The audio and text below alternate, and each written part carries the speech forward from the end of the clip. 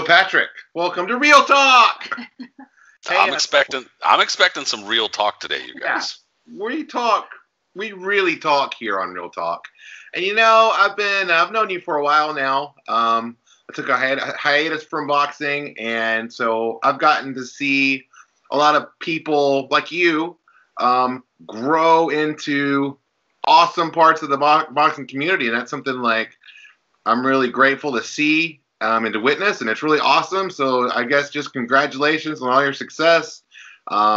You certainly love boxing history, and I love boxing history, not as much as you, but very few people do. Yeah, it's definitely awesome to just see people like you get to do what they love to do, right? We're all part of this big community, and I just love being a part of it and seeing things like that happen. So I'm just kudos to you.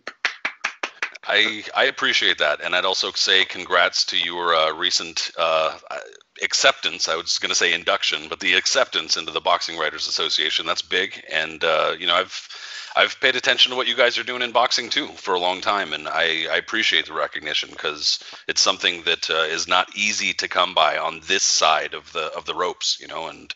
And not that we deserve the same type of recognition as fighters, but nonetheless, it's important. Yeah, it's definitely awesome. And it's definitely just, we all love boxing and we all love to be part of this community. And that, I don't know, there's just something beautiful about boxing in general. And I've found a lot of, really great people, both inside the ropes and outside the ropes. And I love that, I think, the most. Totally. I'm really excited. I don't know if Rachel's as excited as I am, but I'm really excited about the heavyweight championship fight between Tyson Fury and Deontay Wilder.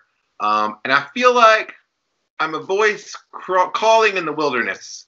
So I was wondering, what are your thoughts on that fight coming up? Do you share in my excitement, or are you more like a Rachel? Well, I think that there's some potential there for. I think that there's some potential for Tyson Fury, for instance, to kind of stink the joint out if he returns to, I guess you could say prime form. Prime being his performance against Vladimir Klitschko, but it's also yet to be seen that he could even kind of capture that again, not against the people that he's been fighting in his quote-unquote comeback. But I do think that at worst, it's a very intriguing fight style-wise. But I will say, though, I remember having you on the Queensberry Rules radio a couple of years ago with James Foley and I actually remember you mentioning back then, you were like, hey, man, Deontay Wilder is actually going to be the heavyweight to watch. I dismissed that. I was like, man, you're crazy. Get out of here. That's not going to happen. Look at that guy now. And look at him now. I mean, he's not the heavyweight champion. Personally, I would say we don't have a single heavyweight champion. I honor Tyson Fury's various retirements, but I know not everybody does. That being said, I gotta hand it to you because you kind of called it. Thanks. I get stuff so wrong so often, and it's nice to be right every now and then. And I just really liked Deontay Wilder when I talked to him back then. And then when I see of Deontay Wilder, I see a supreme athlete, right? Like, he's just such a great athlete. He reminds me of Roy Jones Jr. if Roy Jones Jr. also just didn't look aesthetically pleasing. You know what I mean? Like, he fights the same way where it's basically, hey, let's both try to punch each other, and I'm probably faster and stronger than you. You know what I mean? Yeah, I mean, it's difficult to in this era of heavyweights. It's difficult to find much skill. I mean, it's difficult to find much nuance. It seems as though there's just not really much. I don't know. It's tough. It's tough to get excited about the heavyweights, but I think in the last few years there have been enough heavyweights and enough heavyweight fights that we can get excited about them, So I follow, if there's any one part of boxing history that I love, it's the history of the heavyweight division. All of its various champions, and we've got a lot of champions these days. But I was kind of wondering if you could talk a little bit about, I see people throwing around the term lineal champion. Where do you sit on that, and what even is that? What does that mean? Well, I mean, I don't want to be too pedantic here, but the word lineal, line, means it's something's traveling in a line.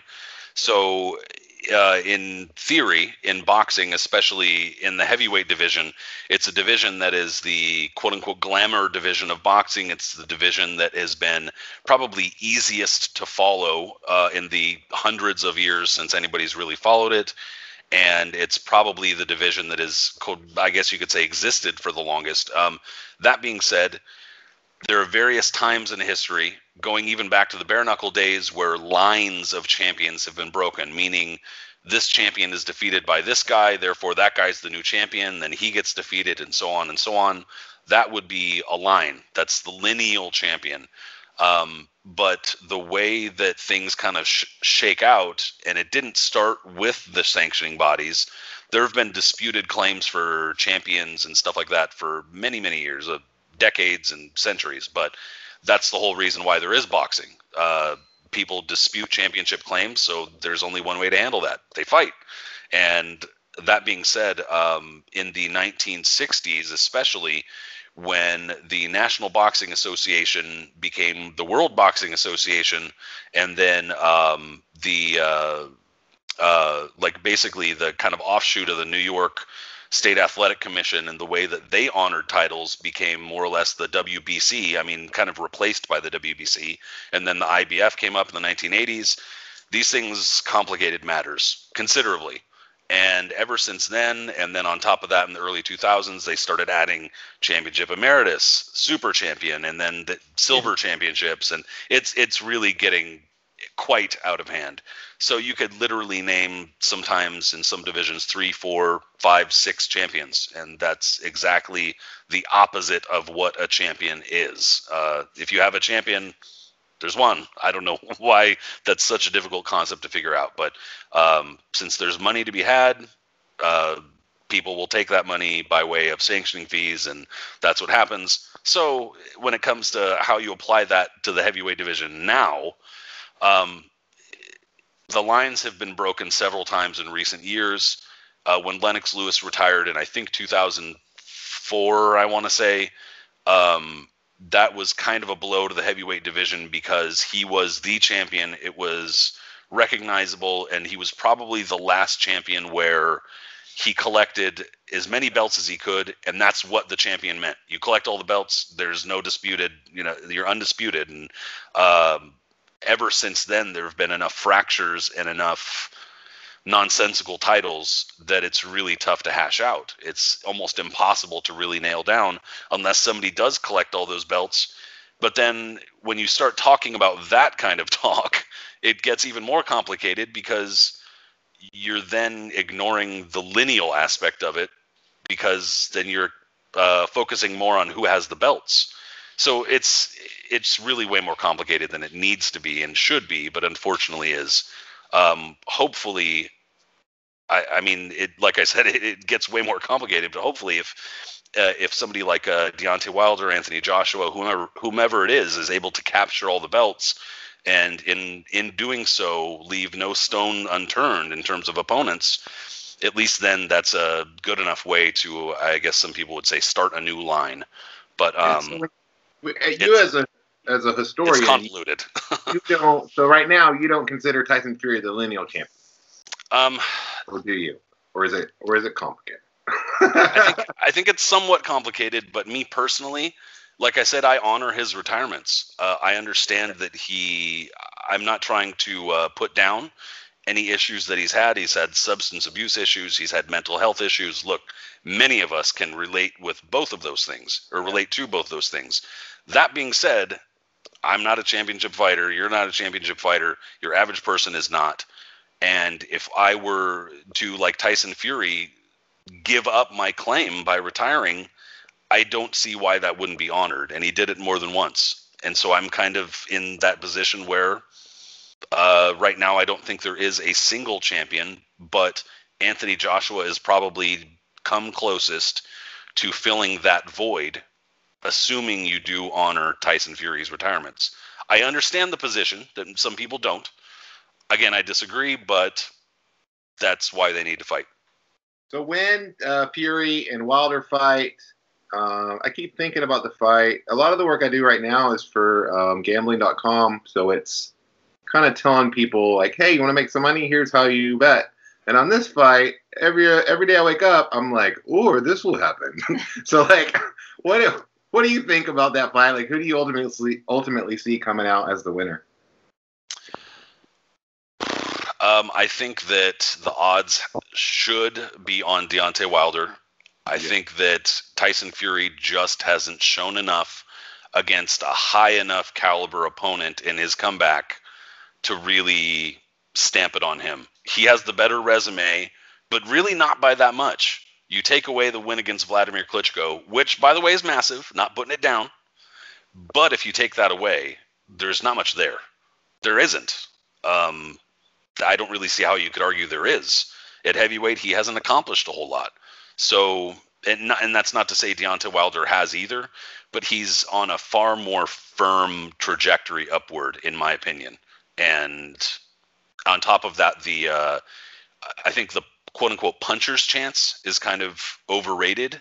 And if somebody has a puncher's chance, that usually means it's a pretty small chance. Yeah. But he does have massive power, and if he lands, anything could happen with any heavyweight. There's no question about that. I'll tell you what, I'm like a big sap for storylines, and so I'm afraid. So I'll give you an example. One time, Rachel and I were watching the HBO 24/7 for Roy Jones Jr. versus Joe Calzaghe, and so of course in the HBO 24/7 they were showing Roy hitting that speed bag, and like they were showing Chris Young. And so I was like, Roy's going to win this fight. You know what I mean? Because I was buying into that. Of course, that didn't come close to happening. So in this fight, I feel like with Tyson Fury, I'm like, but Tyson said he was going to beat Vladimir. And then I start thinking about how great it would be. Like just the story of this guy going through this tough mental health issue stuff, comes back and defeats Wilder. And then in my head, I even carried on. I'm like, then he beats Joshua. And people are like, whoa, he's like Muhammad Ali. And my head really fast, and then I'm like, wait a minute, am I just buying into some contrived storyline that it's almost like I'm working for HBO and I'm like, and then this happened, and then this happened, and we're like, yeah. So well, I mean, that's the whole point of the promotion and the marketing is to, it's to convince. Yeah, it's to convince you. But I mean, I don't think that it's really that out of line. I think we've seen what Tyson Fury can do. If properly motivated, if trained properly, if he's, in peak form, as they say. And on top of that, a big part of that win against Vladimir Klitschko was that he was able to implement a strategy that was not easy to implement and do it from round 1 to round 12. And against a guy on the level of Vladimir Klitschko, even at whatever he was, 38, 39 years old at the time, whatever it was, he's showed that he was still very viable against Anthony Joshua. So I think that you shouldn't underrate that performance. It's a big performance. It's just that that's the bulk of reasoning behind thinking Tyson Fury could win. So that's kind of what you're hinging it on, is that performance. It's not unfair. And I don't fault anybody for it. I think that it's okay to like that storyline. But there's also the position that a lot of other people take against Tyson Fury that, in the past, he has said some kind of unsavory things that are, not the type of things that you would want to hear from your favorite athlete per se. Some things have been kind of taken out of context. Others have totally not been. They've been kind of awful. But like you said, though, there is that kind of the road back portion of it, and that seems to be where he's on, is the redemption part of it. And that's a massive storyline in boxing. It always will be. In life, we love redemption. That's true. Hey, so out of all three, Wilder, Fury, Joshua, who do you think comes out on top if they all get to fight? And who out of the three is who are you rooting for if it's different? Ooh, if that's a different question. Well, I think that the answer to both would probably be Anthony Joshua, at least for my part. I think Anthony Joshua has shown the greatest development in the shortest amount of time of the three. It's possible also that we've already seen his ceiling, that there is no more development, and that's what he is. If that's the case, perhaps I'd, maybe change my answer just a little bit. But I do think there's more development there. And I do think that it's weird because U.S. boxing and U.K. boxing are like almost two separate entities. Yeah. Even when it comes to the media and news and the attitudes about fighters. So in my perception and the news that I consume, Anthony Joshua seems like a pretty swell guy. He seems like a nice dude, a well-spoken guy, a guy who is, very tightly marketed, of course, very well handled. But at the same time, he seems like a guy I would be happy to root for. But if you listen to a lot of UK fans, he gets a lot of bad press, a lot of strange I don't want to jump the gun and call it racist, but just a lot of very weird negative feelings towards him. Whether it's just because he's popular, I don't know. But anyway, my point is they're kind of like two different things. In the stuff that I see, I think that he's pretty easy to root for. He's got a lot of power. He's skilled, again, developed, young, seems to have a healthy career ahead of him, and seems to have a good head on his shoulders. I like him as a fighter. And I also think that there's a good chance that if you match him against either Fury or Wilder, he would win. But I think that Wilder has a big, no pun intended, wild card with the punching power. He does. Like, I hit you one time, it's over. It's really that it honestly is possible. And the fact that he's so awkward and weird, it's the fact that he's so awkward and weird with his delivery actually makes him more effective, in my opinion. So a windmill, they call him the windmill, right? But it's so crazy that a lot of people didn't give him a chance against Luis Ortiz, and of course they didn't, because they see Luis Ortiz fights the way they teach fighters to fight, big southpaw, and what we didn't know about Wilder at the time was apparently he's got a hell of a beard. And he's got a gigantic heart, because a lot of people, it reminded me kind of seeing when Evander Holyfield fought Riddick Bowe. It was that kind of like he's staggering around, coming to win the fight. And that's something, at least that part of him is really special. I don't know if he can beat Fury and Joshua, but man, I love America. I think he could at least beat one of them. I mean, I don't think that that's out of the realm of possibility at all. And going into that Ortiz fight, I was one of those people who thought, we saw him pretty badly hurt against, what's his name, Eric Molina. We saw him hurt against my boy Artie Spielka. Yeah. We saw him, wobbled against a handful of other guys, and we've seen him look bad. And I'm thinking, well, this is Luis Ortiz. He's far more skilled. He gets him in trouble. Man, it's over. And that's exactly not what happened. Deontay Wilder showed that he's got a hell of a recovery power, and I didn't expect that. That wound up being a really good fight, and I think that that's kind of what turned the corner for me on Deontay Wilder, seeing him actually do that against a good fighter, actually do that against somebody who's capable. And I don't mean to say that to put him down. I saw that smirk, Rachel. I don't mean to say that to, it's not a backhanded compliment. It's just that his resume is largely questionable. He's got I don't know, however many fights he's got, and many of them are just absolute scrubs. But Luis Ortiz was not, and he triumphed. That was a pretty big win. Yeah, I'm excited about the heavyweight division, but I tend to get overly excited about things. I don't know if you noticed that. But so I'm gonna know, do you feel like this era of heavyweights could be, you think at the end of it, it'll be more like when we had Chris Bird and all those fools, or will it be more like when we had Lennox Lewis and Evander Holyfield, Mike Tyson and Riddick Bowe? Or, I mean, I don't want to give you the war, but it's probably somewhere in between, huh? Yeah, probably somewhere in between. When all's told, I think that we'll probably look back. Hey, man, nobody liked Lennox Lewis when he was around. Yeah, that's true. A lot of people were bored by him. They thought he was lame. He held too much. He jabbed too much. He didn't fight enough, all that type of stuff. And then as soon as he retired in whatever that was, 2004, people were like, no. We weren't ready for that. We didn't like you, but we weren't ready for the vacuum of power that's going to happen. And now looking back, people are like, damn, Lennox Lewis really was a great fighter. He was pretty cool. And it's kind of a similar thing with Vladimir Klitschko even. I'm not saying people are pining for Vladimir Klitschko per se, but I think that, you're right. History tends to, I think, look back a little bit kinder than the present. And yeah, I mean, these guys that are fighting, they're not total scrubs. They're not, Sergey Lihovich winning the WBO and people placing their bets on him. They're solid. They're solid. Like Jamil McCline and those Yeah. we watched some Michael Grant and we watched Bad News Bears, man. Heavyweight pay-per-view that had like Jamil McCline in one fight, Chris Bird, and like it was I don't remember. Tony. Yeah, it was trash. It was complete trash. We bought it because we're junkies. That sounds like a Don King pay-per-view for sure. It was, yeah. It was one of the last Don King pay-per-views. Yep, that sounds about right.